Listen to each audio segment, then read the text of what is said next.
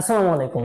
সকল শিক্ষার্থীবৃন্দ এবং অভিভাবক মণ্ডলীদেরকে ওয়াইস পয়েন্টের পক্ষ থেকে স্বাগতম।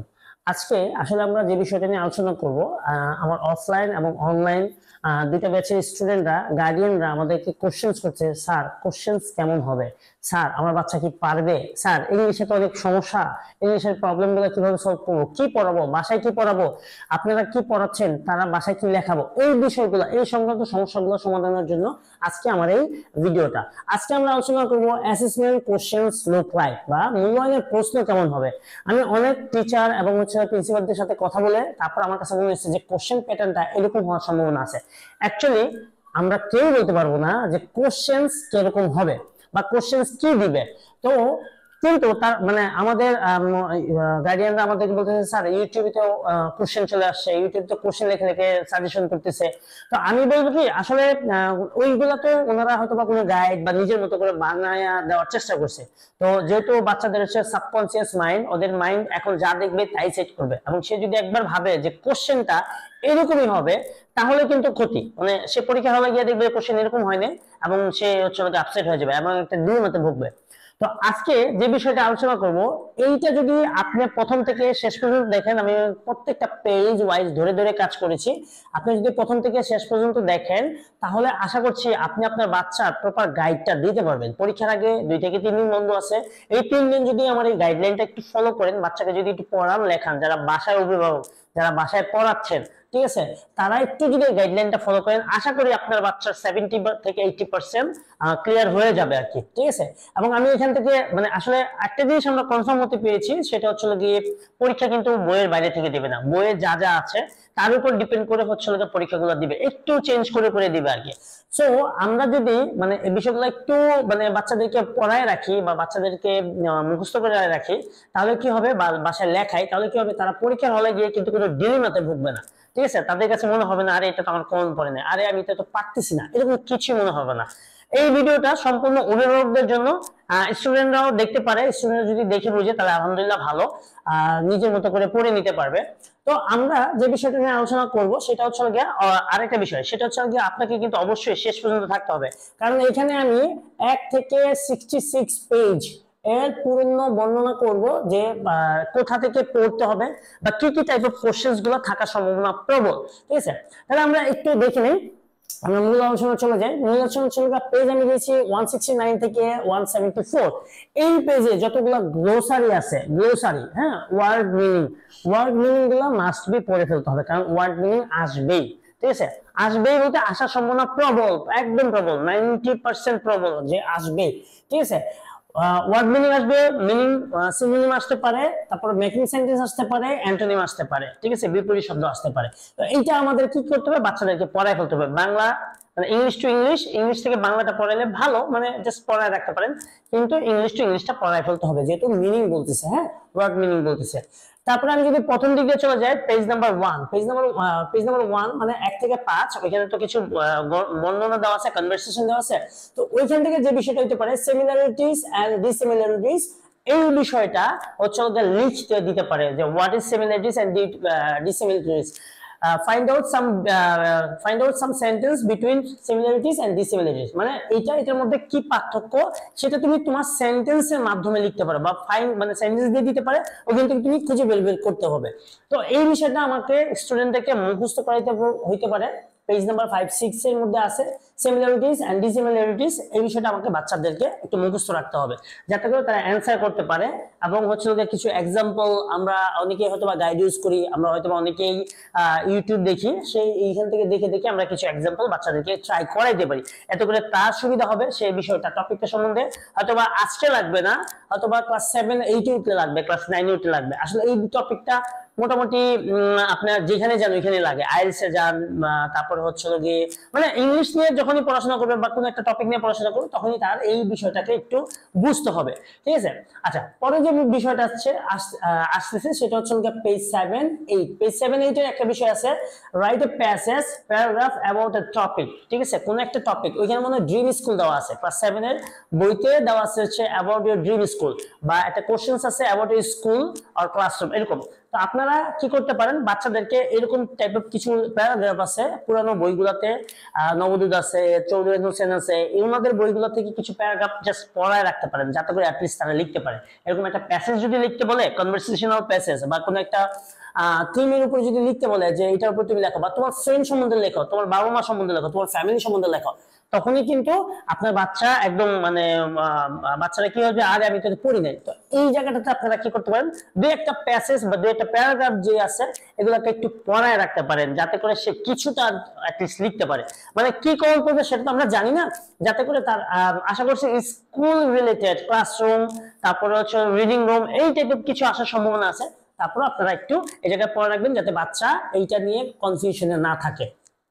তারপরে যদি আমরা বলি পেজ 9 থেকে 16, অ্যাফেকশন, খুব খুব ইম্পর্টেন্ট একটা বিষয়। ক্লাস আমরা এবছর যারা আমাদের ক্লাস 10 এর স্টুডেন্ট আছে, তাদের সাফিক্স প্রিফিক্স বুঝাইতে একদম মানে আমাদেরকে হাঁপায় উঠতে হয়, ঠিক আছে, কারণ ওরা সাফিক্স প্রিফিক্স নাউন ঠিক মতো এগুলো পড়ে আসে না, যার কারণে ওদের প্রবলেম হচ্ছে, রুট ওয়ার্ড পড়ে আসে না, যার কারণে ওদের প্রবলেম হচ্ছে।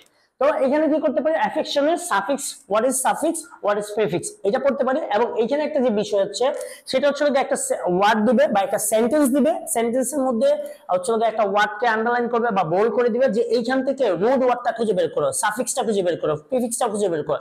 মানে আমরা যদি বলি, যদি এখানে বলি যে ইনজয়, জয়, তাহলে বলতে পারে যে এটার রুট ওয়ার্ড কোনটা, এটা সাফিক্স আছে না প্রিফিক্স আছে। তাহলে ইন হচ্ছে আমার প্রিফিক্স, আর জয় হচ্ছে আমার রুট ওয়ার্ড। এইভাবে করে বাচ্চাদের এই জায়গাটাতে বের করতে হবে। প্রচুর পরিমাণে এক্সাম্পল দেওয়া আছে বইটাতে, আপনারা এইভাবে ভেঙে ভেঙে স্টুডেন্টদেরকে যদি পড়ান, বা স্টুডেন্টরা যদি এই জিনিসটা একটু ভেঙে ভেঙে পড়ে যে কোনটা রুট ওয়ার্ড, কোনটা সাফিক্স, কোনটা প্রিফিক্স, তাহলে স্টুডেন্ট এখান থেকে অ্যান্সার করতে পারবে এবং এখান থেকে কোশ্চেন হবে, হওয়ার সম্ভাবনা খুবই প্রবল, কারণ এটা খুব মেজর একটা টপিকস এবং এটা সারা জীবন কাজে লাগে, ঠিক আছে। তারপরে যদি আমি বলি 25 থেকে 26, সেন্ট্রাল থিম অর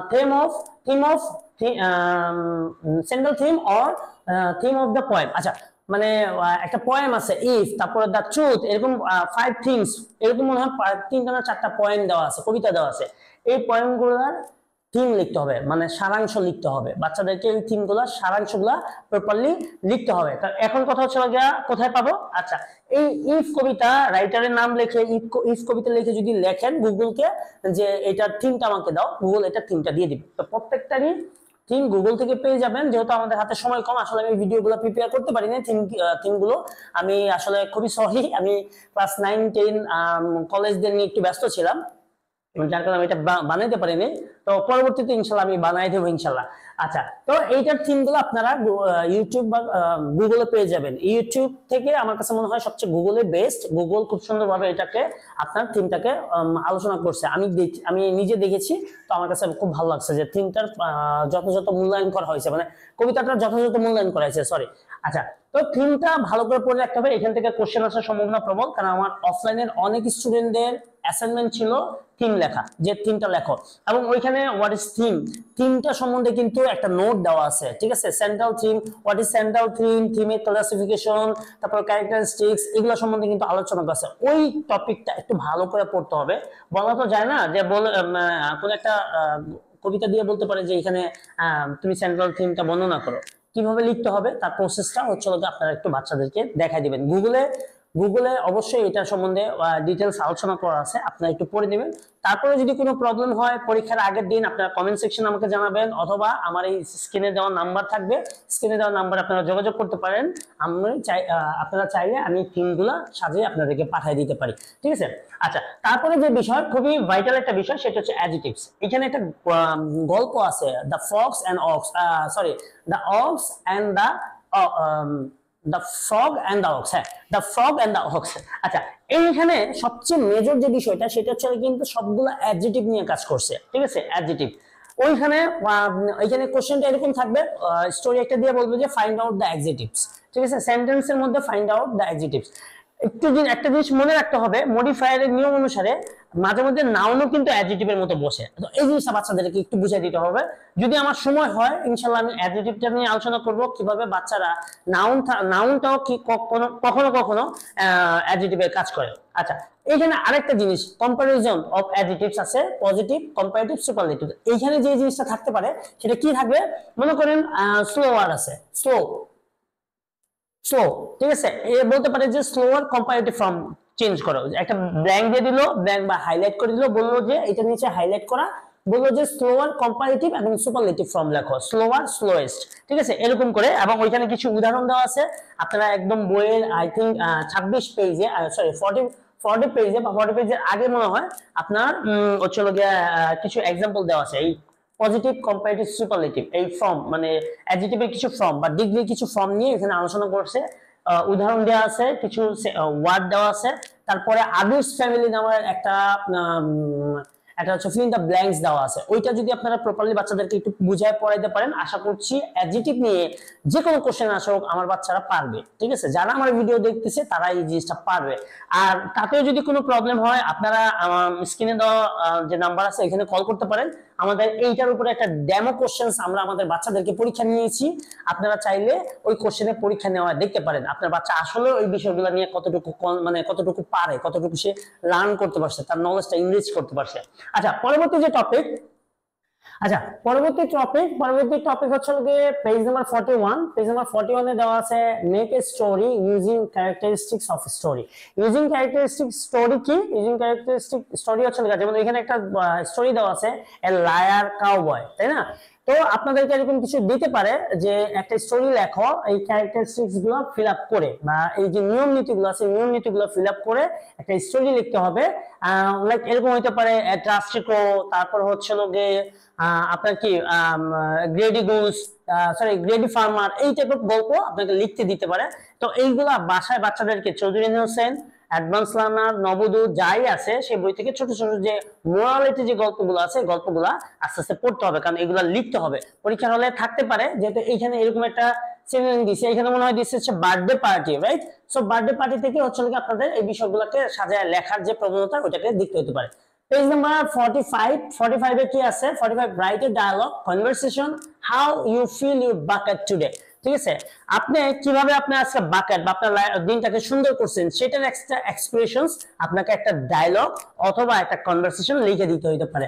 সো আপনারা মানে আপনাদের বাচ্চাদেরকে এই জায়গাটাতে প্রপারলি একটা গাইডলাইন্স দিয়ে এই জায়গাটাকে কমপ্লিট করে নেবেন, যাতে করে তারা নিজের মতো করে লিখতে পারে। এবং কিছু কিছু ওয়ার্ড আছে যে ওয়ার্ডগুলা সচরাচর ব্যবহার করে না, সেই ওয়ার্ডগুলো লিখলে সবচেয়ে বেটার হবে আর কি। তারপরে 51 থেকে 58 পেজ, এখান থেকে যা আসবে সেটা হচ্ছে এন্টিলোপ। এন্টিলোপ হচ্ছে বিভিন্ন যে প্রাণীদের সম্বন্ধে এখানে আলোচনা করা হয়েছে, ওয়ার্ড মিনিং সম্বন্ধে বলা হয়েছে। এখানে হইতে পারে কোশ্চেনটা বা এরকম টাইপের জিনিস আসতে পারে, right a antelope or complete the fill in the blanks with suitable phrase আর ওয়ার্ড। সুইটেবল ফ্রেজ এবং ওয়ার্ড দিয়ে fill in the ব্ল্যাঙ্কগুলোকে করতে হইতে পারে, ফিল আপ করতে হইতে পারে। সেই জন্য কি করতে হবে, এন্টিলোপের যে ওয়ার্ড মিনিং গুলো আছে এই ওয়ার্ড মিনিং গুলো খুবই ভালোভাবে পড়তে হবে, যাতে করে fill in the blank যদি থাকে সেখান থেকে এগুলার অ্যান্সার করা যায়। আচ্ছা, সর্বশেষে যেটা আছে 61 থেকে 66 পেজ, এখানে কিছু স্টোরি দেওয়া আছে, ঠিক আছে, রোবোটিক, তারপরে কোকোনাট, এখানে কিছু ওয়ার্ডকে আন্ডারলাইন করে দিতে পারে, আন্ডারলাইন করে দিয়ে বলতে পারে যে এই অর্থগুলা এই যে ওয়ার্ডগুলা এই ওয়ার্ডগুলোকে আমরা কিভাবে খুঁজে পাইতে পারি, মিনিং গুলাকে কিভাবে খুঁজে পেতে পারি। আমরা most of the time YouTube I mean হচ্ছে গুগল থেকে দেখে নিই, অথবা যাদের গুগল ছিল না আই মিন আমরা প্রথম কি করতাম, ডিকশনারি খুঁজে খুঁজে খুঁজে খুঁজে এগুলার ওয়ার্ড গুলা বের করতাম। তো ওইটা প্রসেসটা মানে কিভাবে লিখতে হয় কোনো একটা কিছু বের করার জন্য, কোন একটা কি প্রসেস কিভাবে লিখতে হয় এই বিষয়টা নিয়ে আপনারা আপনাদের বাচ্চাদেরকে ইনফর্ম করতে পারেন। অবশ্যই যে কোনো ধরনের সমস্যা আমার স্ক্রিনে দেওয়া যে নাম্বার আছে সেই নাম্বারে যোগাযোগ করতে পারেন, আমরা আপনাদেরকে পুরোপুরি হেল্প করব। আশা করছি এইভাবে যদি আপনি আপনার বাচ্চাকে কিছুদিনের জন্য গাইড করেন, তাহলে অবশ্যই আপনার বাচ্চা কোনো ডিলেমাতে ভুগবে না, ভাববে না যে পরীক্ষা হলে আমি কি দিব, সামনের জন থেকে হেল্প নিব নাকি সামনের জন আমার থেকে হেল্প নিবে, এরকম কোনো চিন্তা ভাবনা করবে না, আপনারাও দুশ্চিন্তায় ভুগবেন না আর কি। ঠিক আছে, তাহলে আজকে পর্যন্তই, সবাই ভালো থাকবেন।